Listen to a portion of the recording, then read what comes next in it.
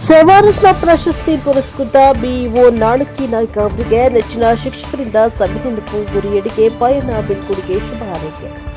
ಗದಗ ಜಿಲ್ಲಾ ಶಿರಟ್ಟಿ ಪಟ್ಟಣದ ಡಬಾಲಿ ಹೈಸ್ಕೂಲ್ ಮೈದಾನದಲ್ಲಿ ಶನಿವಾರ ಶಿರಟ್ಟಿ ಲಕ್ಷ್ಮೇಶ್ವರ ತಾಲೂಕು ಕ್ಷೇತ್ರ ಶಿಕ್ಷಣಾಧಿಕಾರಿ ನಾಣಕ್ಕಿ ನಾಯ್ಕ ಅವರಿಗೆ ಎರಡೂ ತಾಲೂಕಿನ ನೆಚ್ಚಿನ ಶಿಕ್ಷಕ ವೃಂದದವರಿಂದ ಕಳೆದ ಸವಿನೆನಪಿನೊಂದಿಗೆ ಮುಂದಿನ ಕನಸು ಗುರಿಯಡಿಗೆ ಪ್ರಯಾಣ ಎಂಬ ಶುಭ ಹಾರೈಕೆಗಳೊಂದಿಗೆ ಆತ್ಮೀಯವಾಗಿ ಬೀಳ್ಕೊಡುಗೆ ಸಮಾರಂಭ ಸಂಭ್ರಮದೊಂದಿಗೆ ನಡೆಯಿತು.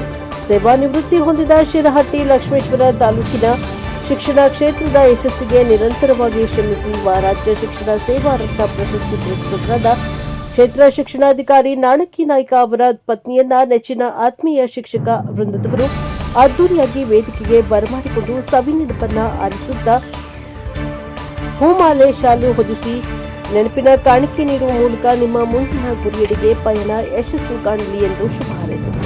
ಹಾಗೂ ನಮ್ಮ ಎನ್ಕೆಎಸ್ ಟಿವಿ4 ವಾಹಿನಿಯ ಪರವಾಗಿ ಲಕ್ಷ್ಮೇಶ್ವರ ತಾಲೂಕು ವರದಿಗಾರರಾದ ವೀರಣ್ಣ ಹಡಪದವರು ಸೇವಾ ನಿವೃತ್ತಿಯನ್ನ ಹೊಂದಿದ ಬಿಇಒ ನಾಣಕ್ಕಿ ನಾಯ್ಕ ದಂಪತಿಗಳನ್ನು ಸನ್ಮಾನಿಸಿದರು.